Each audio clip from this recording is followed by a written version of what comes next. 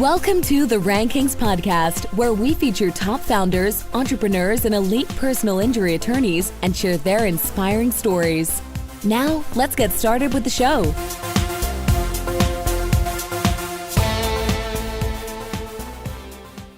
Chris Dreyer here, CEO and founder of Rankings.io, where we help elite personal injury attorneys dominate first-page rankings. You're listening to the Rankings Podcast, where I feature top business owners, entrepreneurs, and elite personal injury attorneys. Speaking of elite personal injury attorneys, I'm happy to welcome David Craig to the show today. David is the managing partner of Craig, Kelley Faultless, an Indianapolis-based personal injury law firm. He has over 30 years of experience representing the victims of truck accidents and sits on the Board of Regents for the Academy of Truck Accident Attorneys. He is also the author of a recently released book, Semitruck Wreck, a guide for victims and their families. David, welcome to the show. Thanks, Chris. I really appreciate the opportunity to be on. Yeah, I'm really excited to speak to you, and I want to just jump right in. So take me back. Where did the idea come from to create Craig, Kelley, Faultless? So Scott Faultless, he's my partner, and Scott was a law clerk of mine over 30 years ago. And so Scott had been with me for over 30 years. Back when I first started practicing, I was a general practice law firm with my emphasis was always in litigation. I love litigation. I love fighting. I was competitive. And Scott was one of those I hired from within. My lawyers were always law clerks that I got to know and trust and respect. And then I would bring them on as attorneys. Now he's my partner. And so we started off as a general practice law firm. Then I moved into personal injury with another firm.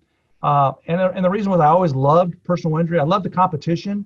But the problem was the better I got at it for corporations, the more the bad guys needed me. So, I was getting paid a lot of money, but the bad guys kept hiring me because they had bigger problems. And I actually remember one day I was sitting there, I was bragging. I never comment about pending litigation. But on the front of the Indianapolis Business Journal was this article about this case I was working on. At that time, my oldest son was a little guy, and I was telling my wife, "Look, it says David Craig has no comment." He has no comment, and it was this horrible thing that this client was accused of doing. But I was reading it, and my son said, "Well, which side are you on?" And I remember thinking, "Well, that is a good question. I'm on the bad guy's side," and it just kind of resonated with me, and it was kind of like, daggone, what am I doing? So I knew I could make a lot of money, and I was making a lot of money on that side, but it wasn't very rewarding. It wasn't something I was proud of. And I respect the lawyers who do that. I mean, there's got to be lawyers on both sides. But I knew that my calling was more of helping people. And my dad was a psychologist. He worked for the state of Indiana, and he had a private practice. He never made a lot of money, but he loved helping people. And so I thought, at that point, that was kind of eye-opening experience. I'm like, I need to regroup, and it took me time to do that, to move just to personal injury, and I've never looked back. I mean, I just love helping people, and it's so much more rewarding. When you're not looking for the money takes care of itself. I mean, you just do the right thing and you take care of your people. I think that's such a powerful statement when you give and you don't expect to receive back, and that's within your nature. I think people can identify with that, and they want to repay the favor. That reciprocity comes natural. I imagine, so when your head was hitting the pillow, probably back then, it was probably a little bit different than now. Yeah, it was crazy because it was like, holy cow. I mean, my partner at that time was a great business developer. I mean, he could bring in tons of corporations that needed us. And I always did some personal injury, and I always enjoyed it, but to kind of say, boy, I'm going to move in this direction. So I went to work for a personal injury firm that only did personal injury. And then when we broke off from that, Mr. Kelley, BJ Kelley, and Scott Faultless. So Scott went with me everywhere I went, and which I needed him because he's the brains of our operation. And so we decided to start. And I remember when we started this company over 20 years ago, we started Craig, Kelley Faultless over 20 years ago. And I remember talking to the guys saying, "Look, if you want to go, I'd love you guys to go. We'll build this thing, but we have no clients, and we're probably not going to make any money for at least a year. You have to assume we'll get no money. We won't get paid for over a year. We have no clients, but by God, we'll do it the way we want to do it. We won't. The firm I was with, they were more interested in the financial side of it, the money side of it. And I said, we'll do it the way we want to do it, where we take care of people, we put people first, we make a difference in the lives of the clients as well as the folks in the community in which we practice. And I believe that it'll work out. And I don't know why those two guys decided to join me, but they did. And we formed Kelley Faultless. We're 20 years, but you're absolutely right. When you're putting your head down 20 years ago on the pillow, and your wife, I remember my wife, she swears she didn't say it, but my wife said, Dave, this has got to be it. No, this is it. Come on, please. Yeah. And she had faith, and my wife actually runs our practice. And so the four of us started this law firm, and we were right. I mean, we didn't have clients. We weren't big TV advertisers. We weren't big, but word of mouth and referrals built our practice.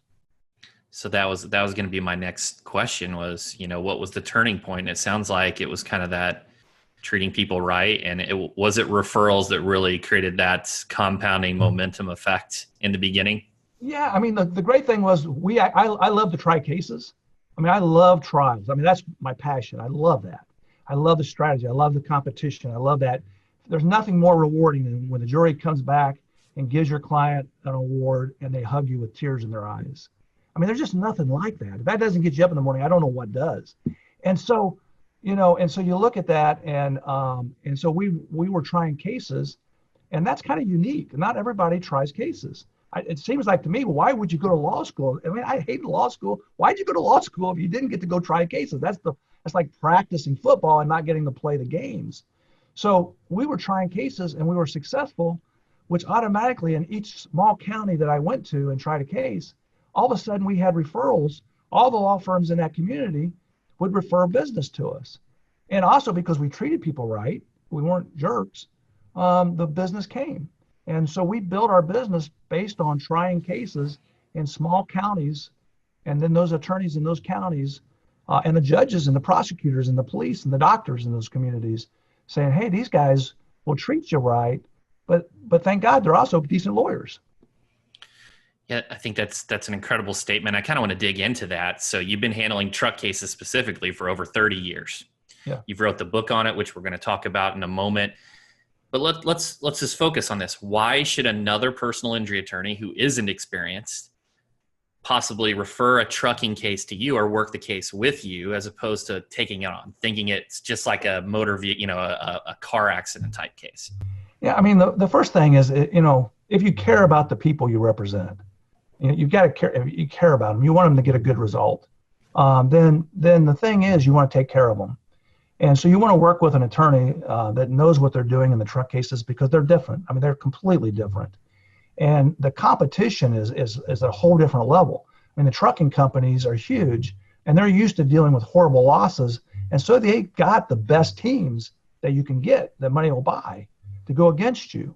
And if you're just a sole practitioner or you're a small law firm out practicing law and you occasionally get a case, a personal injury case, and you get one of these, you're outmatched.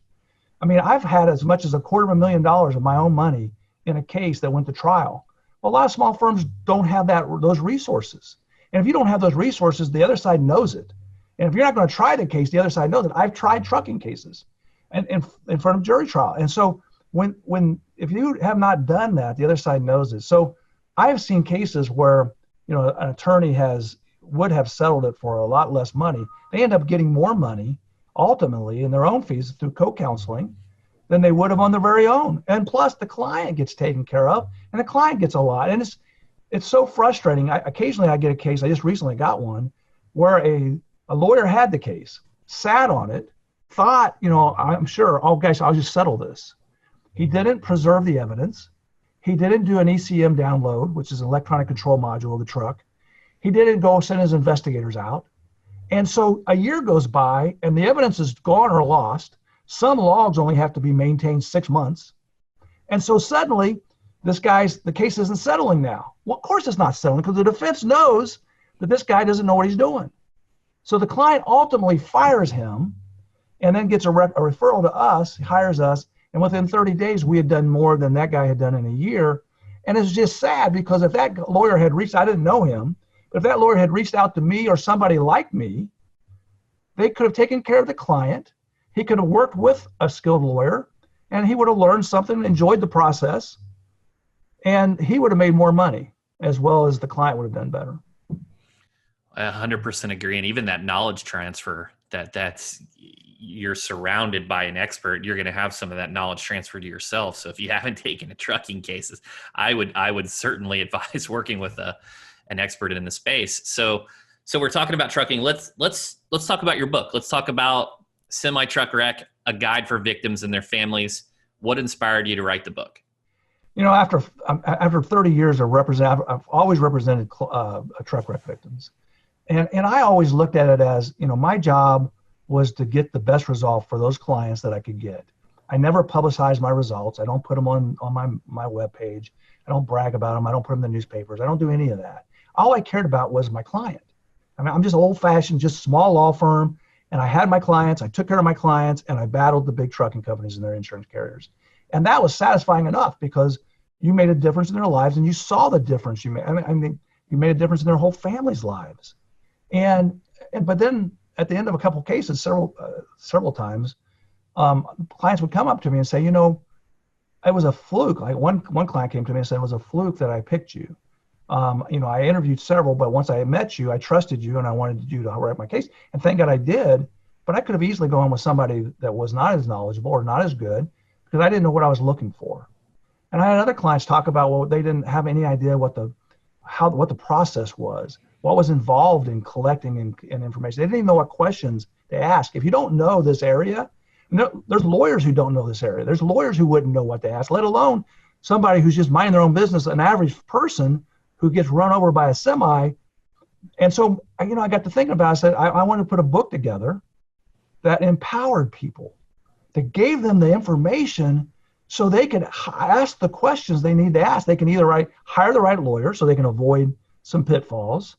I was seeing really bad lawyers doing unethical things to pick up cases. I mean, there's hardly a big case that I've handled in years where there hasn't been an unethical lawyer trying to get the case. Because if they're worth $1 million or millions, people will do the wrong things because of the motivation.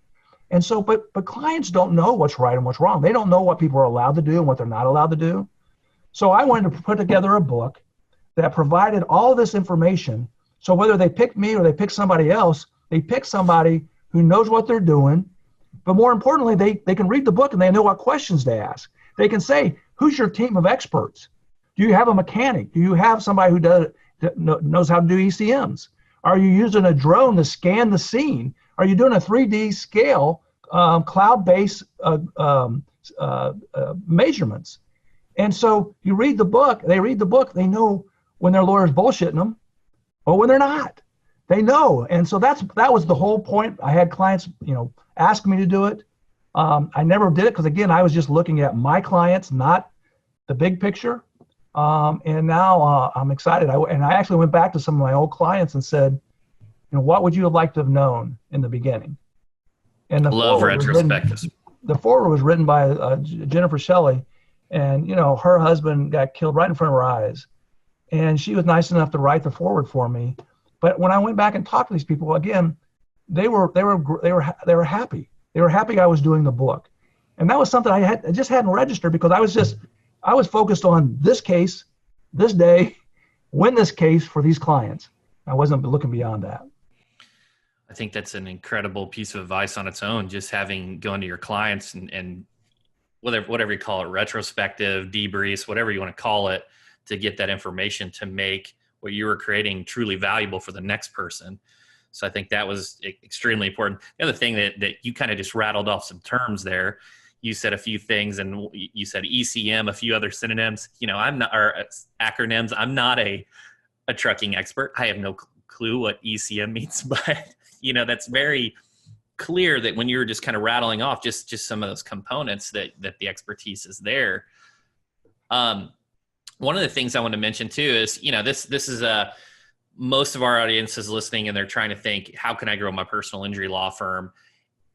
And a book is just so valuable because it shows you're a thought leader. You get on podcasts like this one, which then you can get a backlink to support your SEO efforts.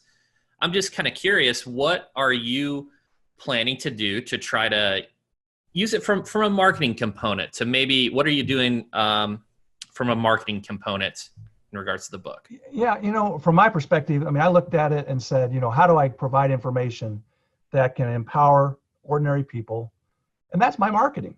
I mean, really, when you think about it, is that I think the key to success, the key that's helped us do as well as we've done, is our marketing has been geared towards providing information. You give people information, you give people free information, you answer their questions, you talk to them, you treat them right. And so I look at the book as just an extension of that. We do helmet giveaways, we do distracted driving, we do so many different things in the community that you don't know if you're going to get a client from it or not, but you do it because it's the right thing. You give information out on whether it's your website or your blogs or your videos, and you talk to people like ordinary people, like you're talking to a jury. And I think that it resonates, and I think then the marketing kind of builds on itself. I don't know, and Chris, you've got a great reputation as somebody who can build SEO. I've heard about you in the industry, and so you have I don't know how you guys do it. I honestly don't, but I do talk to the people that I work with and say, look, this is who I am, and so I can't change that. I'm not a brilliant person. I'm not a scholar, but nobody can outwork me, and nobody cares more about what they do than I do, and nobody's more competitive. And I love helping people, and that's why I do what I do. So let's take that, and I'm happy to share information. And can you take that information I share and do anything with it? And they usually are like, yeah, that's great, because so many law firms don't want to do that. They just want to brag about their numbers or whatever. I was going to say, you're a dream client for any SEO agency, because all those things that you're talking about are the things that help the SEO agency do their job. So that's just building prominence in your local community. And that's what it's all about. So, we talked a little bit about kind of your positioning and your philosophy, really helping the end consumer, providing value to them. Let's talk about the people side. So in order to have a successful law firm, what are the best ways to find and retain talent for your firm? I think that's something I wasn't very good at early on. I think part of being who I am is that I love people. And so when you're meeting people, you fall in love every time you interview them. Oh, that's a great person. Let's bring them in. And so I would just trust, my abilities, and by just interviewing them. And I was wrong. I didn't do that. You have to have a great team to be successful. I know how to win trials. And so I could build a trial team. I could hire the right experts. I was never any doubt about that. But running a business was different. It took a different skill set. The people you're looking for were different. I actually credit a lot. I belong to a mastermind group, Chris X, with Mike Mogul. And I really credit those guys a lot with, they've put in Colby training, print training, and we've started utilizing that. And what I did was go back and test the best people. I even, one person who's not even with me anymore, I said, would you mind taking this test? Because it would help me hire future people. And she's like, no, Dave. Now, the good news is I've been in business over 30 years. Most of my people have been with me for 10, 20 years. So I have a great core of people, but gosh, we keep growing. And so I wasn't always good at hiring people, and even worse at firing people. I would keep people way too long because I thought I could salvage them. It was my fault. And the great thing about the group that I belong to with Chris X is that they bring in good speakers from the outside, whether it's a No Ego with Cy, whether it's, whatever it is.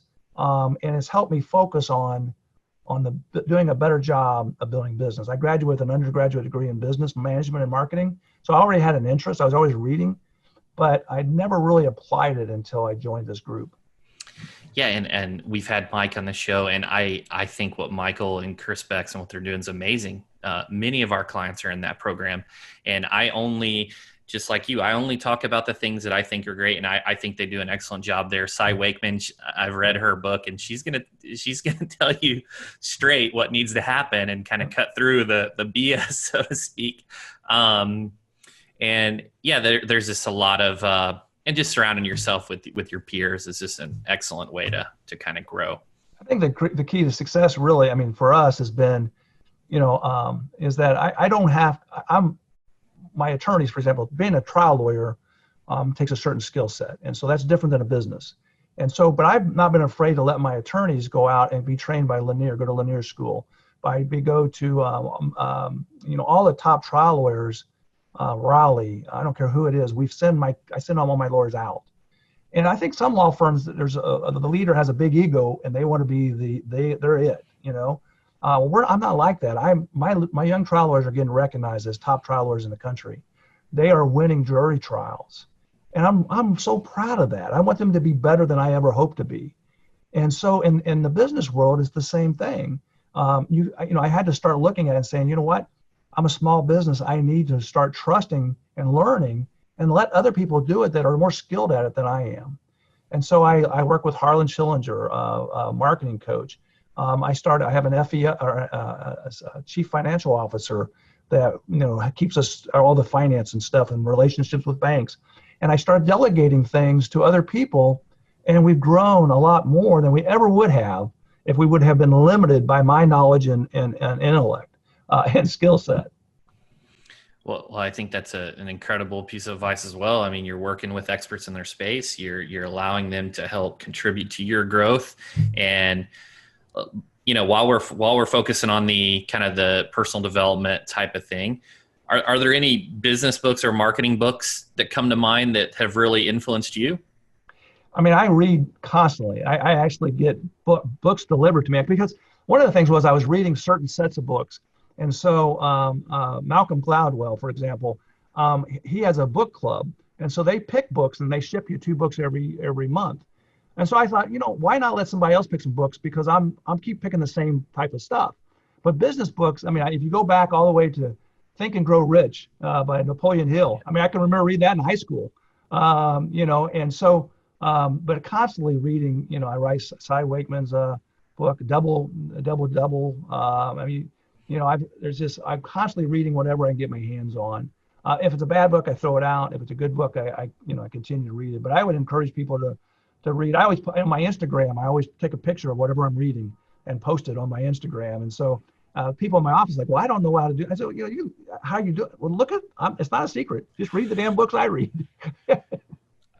Yeah, I love those books. I think Double is that Cameron Herold. It is Cameron Herold.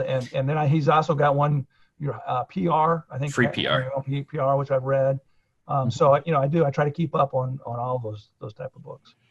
Yeah, that's awesome. And we had Cameron on recently, and I'll have to check out Malcolm Gladwell's book club. That's probably what I'm going to do right after this, is probably go sign up myself. And then one thing I would tell you too, is there's a Goodreads. There's an app on your phone, and you can see all your friends on Facebook, what they're reading. And I do that. I really like that. So that's cool. That's neat. Yeah. I'll look at that as soon as I get out of here.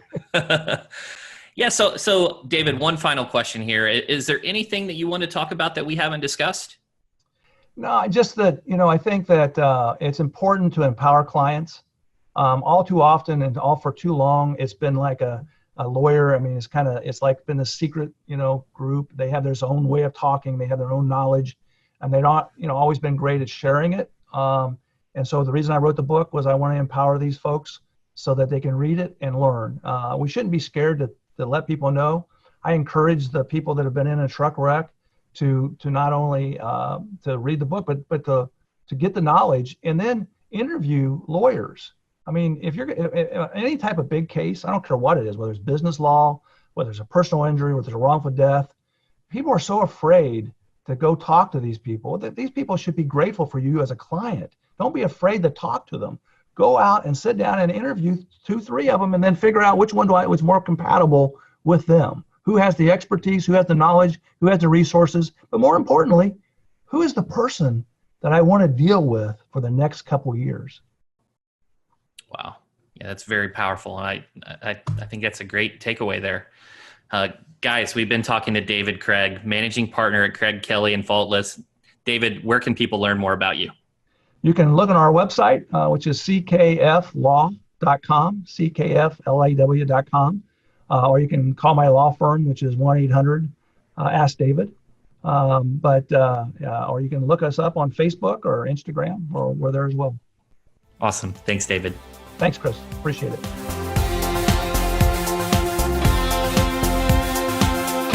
Thanks for listening to the Rankings Podcast. We'll see you again next time, and be sure to click subscribe to get future episodes.